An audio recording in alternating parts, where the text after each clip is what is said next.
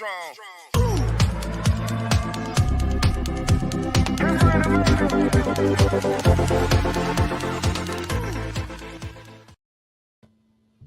right, we are back with another episode of Family Friendly Fort Lauderdale, and this one is going to be a fun one because we're going to explore. I have to tell you, when we started this, we started with a newsletter first. The podcast is new because we wanted to go a little bit deeper into the feature stories, but we are one of the new families that moved to South Florida, and one of the first things that made an impression on us was there's so much going on here in Fort Lauderdale. It's hard to keep up with it all. So that's where the newsletter came from. Stuff you won't want to miss. We felt like we're all the time finding out about it, events, fun festivals, a day or two after it shut down. So after it closed for the weekend. So we try to get out in front, share the fun stuff. And that's why today's conversation is going to be so much fun, because we've got a whole long list. We don't just have a list. We have a book. We have the full book of 100 things you need to do here in Fort Lauderdale before you die. And with that said, welcome aboard, Christina Lilly, author of The 100 Things You Must Do Here in Fort Lauderdale Before You Die, the complete bucket list. I see we even got the bucket on there on the cover. This is great. I have to tell you, we have a copy. I wanted it for myself, but this is actually going in our library at the school. I love that. We have a lot of families like ourselves that have moved into the area. How did this come about? At what point did you say, I'm going to put this all together in one cover? So as a freelance journalist here in the Fort Lauderdale area, I've been writing for Visit Lauderdale for quite some time. That's our local CVB. And that's always been a big, thing of writing listicles of, speakeasies or indoor family activities, during the summertime or during the rainy season, and just living here and being curious whenever I pass something, oh, what is that? And wanting to go check that out. That helped me put that together, and also writing for local publications. And then I was really lucky because the publisher actually reached out to me about writing the book. I guess, they were through a referral from another writer. We have a wonderful community of writers here, and they produce guidebooks around the country. So definitely if you're traveling, check out their other books. And they said, we want to do something on Fort Lauderdale. We really want to beef up our Southeastern representation of communities here. And I was really, really thrilled that they chose Fort Lauderdale that they wanted to have for their next book.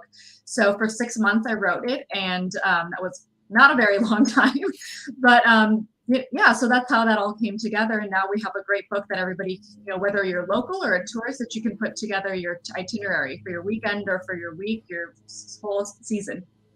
Yeah, it seems like you have the perfect background for this. And then it's also perfect timing because South Florida has been surging, the growth of the economy, the families that are moving in. Part of this was driven by the pandemic. I think a lot of folks, our worlds changed, right? Our world was turned upside down during the pandemic for a lot of us, and for a number of reasons. Sometimes folks just evaluating where they're living and maybe want to get out of the cold weather and down here into South Florida. But it seems like it's the perfect book for the perfect occasion because there's so many folks trying to explore this area, maybe for the first time, or maybe they've been living here for a while. They were heads down, raising families, doing work, and they're like, you know what?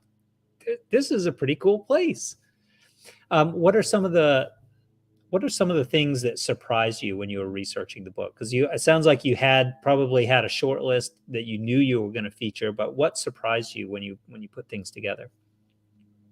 I guess how difficult it was going to be to pare it down. I know when I was working on it, some people that are in Miami or in the Boca area, they were like, there's 100 things to do. And I was like, excuse me, there's actually a lot of things to do. And so, and because I had to categorize it, there's so many alone, I could have done 100 restaurants to eat in Fort Lauderdale, but I only had room for 20. So the difficult part that it was a lot harder than I thought was having to really evaluate and think strategically about tried and true places that have been here for decades, which in Fort Lauderdale, it's really hard to say a place that's been around for decades. And then combining that with newer places, but that have really established themselves in the last couple of years. And so combining that together, and then also trying to think like a tourist as well as a local, trying to write a book that would be able to make both of those readerships happy and finding a place for both of them. Yeah, I think that's one thing that really interests me about the book was, we are a worldwide destination for vacationers to come. They love the beaches and they love, the nightlife and the restaurants and all these things. But we have a lot of folks that are living here in Fort Lauderdale and might not realize some of the sort of hidden treasures that are not just places to eat, but mermaids and all these cool things that you can go out and do as a family, as a group, with your friends. Kind of the staycation thing around you. Your work through the Visitors Bureau, you focus on Fort Lauderdale. Can you share how you think about that geographically? Because we have the city, we have the greater Fort Lauderdale area, and then really this amazing Broward County. There's a selfish angle on this, Christiana, because as a newsletter, Fort Lauderdale's in our name, but there's cool stuff in the whole region. And so sometimes we spill over the line a little bit. And I was curious how you thought about that.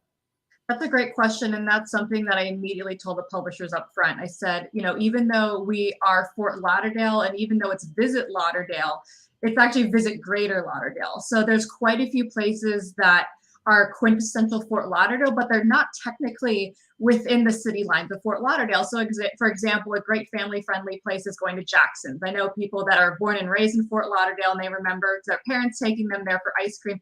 It's not technically in Fort Lauderdale, but if I wrote this book and didn't include them, I think there would be an uprising, And same with some other places that are just considered a part of the Fort Lauderdale community. And so I told them, the way that we think of Fort Lauderdale as a neighborhood and as a community is actually Broward County. And I think only twice I went outside of Broward County. So there's a lot of places that I included, for example, in Davie, Hollywood, Dania Beach, Pompano, Lauderdale by the Sea. There's just so many other things that are going on, but are considered a part of that greater Fort Lauderdale community. So I absolutely agree with you that, it would be really limiting to be just within Fort Lauderdale proper. The Fort Lauderdale name has a cachet. I mean, it's been out there. It's been famous for years, movies, the beaches and all that. And I don't think, at least for me, we're, again, newer family that moved here, Broward didn't have that same resonance. We didn't really understand the relationship between the different counties when we first moved here and all. I know you've been getting out, you've been talking about the book and meeting with different organizations. In fact, that's the first time I found out about the book. You were speaking there at History Fort Lauderdale. Mm-hmm. What's the reception been in the community? How are folks receiving the book? And I imagine some of the folks that you profiled are pretty excited to see it come out as well. Right. So I've been getting really great feedback, which is fantastic because I still have like stress nightmares that somebody's going to be mad about somebody that was or wasn't included. And what's been great is hearing from people. Like, for example, I was doing a signing at NSU Art Museum, which is obviously a place in the book. And what was great was hearing from two people that had just recently moved to Fort Lauderdale. And they were telling me how excited they were that they had a place that they could just look through everything. And then I also had somebody who told me that they had a boss that recently moved to Fort Lauderdale and they wanted to buy the book for them. But then also, like we talked about, those locals who have lived here, born and raised here. My husband was born in Holy Cross Hospital, went to schools in Coconut Creek, and hearing from those people saying, I went to a lot of these places, but there are quite a few that I have not been to or I haven't been to in years. Like, for example, the History Fort Lauderdale campus, there's a Stranahan House and there's the Bonnet House Museum. And a lot of people were like, I haven't been since my third grade field trip when I went. And so this is something that sort of motivated me to want to go and check it out as an adult. So that's been really great hearing, again, from both of those readers and feeling that this book was really serving them. Yeah, we have a warm place in our heart for History Fort Lauderdale. Our school actually started downtown, what they call Old Fort Lauderdale Village, in the Bryan House. So we're a new school here in Fort Lauderdale, but yes, we love what they do there with the Pioneer House, the New River Inn as well. There's, a lot of folks, because, it's a newer city relatively, it's not hundreds and hundreds of years of history, but there's an amazing history here in the area for folks to explore and resources where you can go and dig deeper, whether you do that with your family, with your schools and all. So I'm curious also about, so books feel like a snapshot in time, because you do all the research, you do the writing. You mentioned it was pretty short timeline for you. Then it gets published. But it seems like with your social channels, this is a continuing conversation, and your other work, your work as a journalist as well. What's next? So people are asking me, when's the next book? And I'm like, let me just focus on this one first. It's kind of like when you have a baby and somebody's like, when's the next one coming? And so you're right. The social media channels for me was something I started prior to the book coming out to kind of drum up support and drum up, getting the word out that was there. And then also because there's so many things outside of 100 Things. There's restaurants and, different experiences that have opened since the book came out, and as well as things that maybe I couldn't fit into it. And so what I'm hoping is to be that sort of landing place where people can find something to do outside of just the bar and restaurant scene. Because I feel like a lot of social media, they focus on just that, or they just focus on, one category or another. And one of my most popular reels that I've had so far is the Old Florida Bookshop in Dania Beach, and people were like, oh my God, it's like Harry Potter in here. And I love being able to explore different things, and also been communicating with a lot of different businesses. So what I'm really hoping is to create that community through social media, while also, lending people to the book and having a nice hard copy of something they can do. And I totally encourage people to write in it, check off things that they've done, and, put your thoughts in there of what you thought about that experience. Yeah, I'm one of those people that always marks up my books, so I love that too. It's in the social media creates a conversation around the information that's being shared, because other folks can bring ideas forward, and I love that aspect of it. In a moment, we're going to come back, Christiana. I want to hear a little bit more about other events where you'll be appearing in public, so folks might be able to chance to hear you speak a little bit longer. Some of the book signings that you're doing, and also the other work that you're doing as a journalist, and sort of how all the pieces fit together. But before we do that, we have to get a quick read in from our sponsor. And the sponsor is actually Acton Academy, Fort Lauderdale. Here's a question that we like to ask folks. How do you run a school with over 100 learners and 3 or fewer adults? The answer can be found at the Acton Academy schools, where learning to be and to think independently is the name of the game. So did you know that 250 years ago or more, you could take a 16-year-old and they might be trusted enough to be the captain of a sailing ship? So why not prepare our young people to run and operate their own school as captains of their own education? Do something radical for your child. Come and visit Acton Academy, Fort Lauderdale, to see for yourself what it looks like when you do school by getting the adults out of the way. Kind of crazy, right? A lot of folks hear that and they're like, what? The numbers don't make sense, but we like to share that because it was part of us getting involved with the school and starting here in Fort Lauderdale. Christiana, excuse me.